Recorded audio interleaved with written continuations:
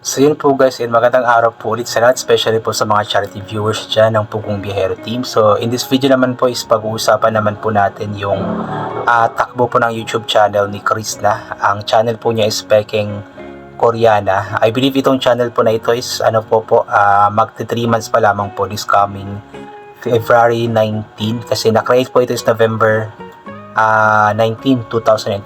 So nakakatuwa lamang po kasi napakataas din po talaga ng views ni Krishna sa kasalukuyan.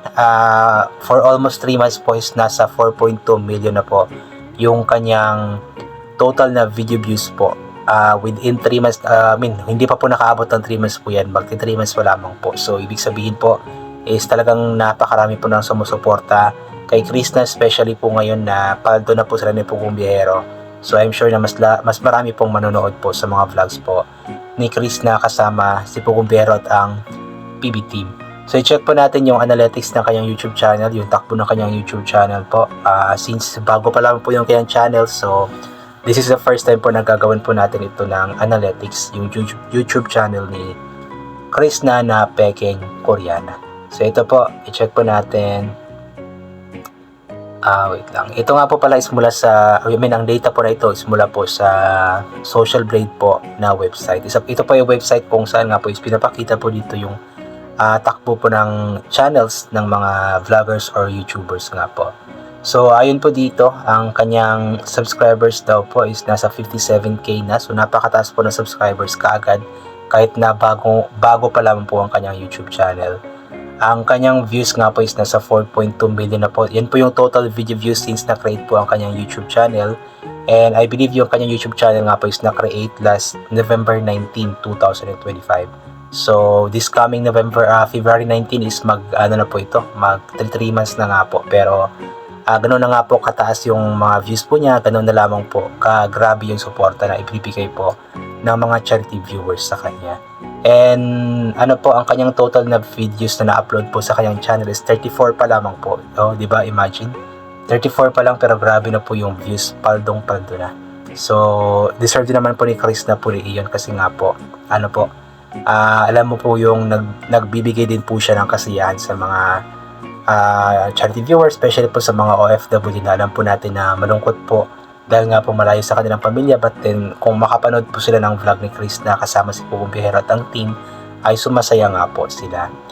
Ito po yung rank naman po ni Krishna based sa SB or Social Blade is nasa 322,784 po. SB Social Blade rank po yan. Ang kanyang grade po is C+ pa lamang po sa ngayon, pero alam ko na balang araw is tataas din po yan. Ang kanyang subscribers rank is nasa 2,656. Then ang views rank po niya nasa 2,696,115. So medyo pa po malayo kasi nga po kakastart pa lamang po niya ng kanyang vlog. Wala pang 3 buwan. So dito naman po tayo sa takbo ng kanyang YouTube channel within 30 days or in the last 30 days. So ayun po dito, in the last 30 days po daw is nakakuha siya ng karagdagan na 16,000 na subscribers. Grabe, paldo. Taas din. Kay Pugong Biyahero is 20k po yung nadagdag in the last 30 days. Then kay Krishna naman po is 16k po yung nadagdag in the last 30 days. At alam ko na kapag susuporta po lahat ng mga sumusuporta or mga subscribers ni Pugong Biyahero kay Krishna, aabot din po talaga ito si Krishna ng million na subscribers. Ang kanyang views naman po in the last 30 days is nasa 2.4 million. So mataas rin po ito para sa baguhan lamang sa vlogging. Kaya congratulations sa iyo, Krishna. Ang kanyang estimated naman po na monthly and yearly earnings is tinakpan ko na po for privacy.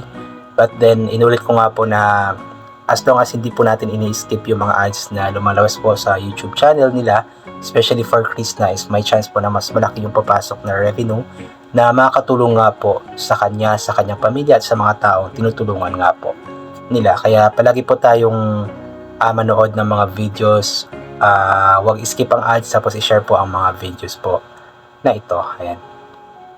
Dito naman po tayo sa estimated na daily views ni Krishna from February 1 hanggang February 14. So 14 days po na estimated views po ni Krishna sa kanyang YouTube channel. So ayun po dito, February 1 is nakakuha po siya ng 55,616 po na video views. Okay, medyo mataas din po. February 2 is 43,288 po na video views. February 3, 46,479 na video views. February 4, 31,186 na video views. February 5, 34,007 na video views. February 6, 34,439 na video views. February 7, 37,130 na video views. February 8, 48,855 na video views. Then February 9, 176,713 na video views. So, ang taas po nito. Pero yung mga 30 plus thousand na views po is mataas na po yun, guys. Kasi sabi ko nga nung nakaraan na kahit na 1,000 po is napakataas na po yun para sa mga vloggers po, especially sa mga nagsisimula pa lang. But then ditong kay Chris na 30,000 plus is napakataas na po nito, since baguhan pa lamang po siya. Ito naman po tayo from February 10 po na video views po niya is nasa 148,283. February 11, 125,836. February 12, 142,931 na video views. February 13, 50,986 na video views. February 14, 127,761 na video views. Diba? Ang tataas po ng views ni Chris na nakakatuwa lamang po. Ang kanyang daily average na views po is nasa 78,823. Ang weekly average na views is 117,338.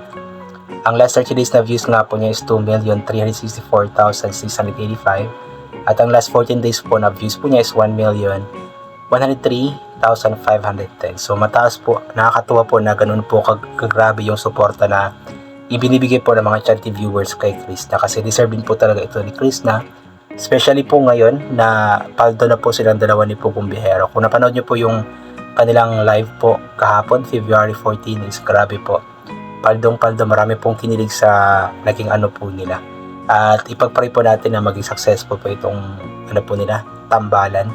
And yun, sana ito lang nga po yung inaantay ni Pugong Biyahero na makakasama po niya habang buhay. Kasi bagay na bagay din naman po talaga sila, especially po si Chris na alam mo po yung hindi po siya boring kasama. Alam mo po yung especially tayo po, di ba? Nanood lamang po tayo ng mga vlogs po nila, pero sobrang po tayo natutuwa sa mga ginagawa po nila. Kaya siguro mas lalong natuwa si Pugong Biyahero since araw-araw po silang magkasama. So talaga na-develop si Pugong Biyahero at talagang eto na nga po ngayon, paldong-paldo na. So anyway po, hanggang dito na lamang po muna itong gagawin ko na reaction video. So thank you so much po sa lahat ng mga palagi bumabalik sa aking YouTube channel. Mag-pray po tayo palagi, kahit wala po tayong kahit na hindi po natin hinihingi yung mga bagay sa atin, binibigay po kasi ito ng ating Panginoon sa atin, kaya magpasalamat po tayo palagi sa Kanya. Ayan. So yun po, I think hanggang dito na lamang po. God bless and bye for now po.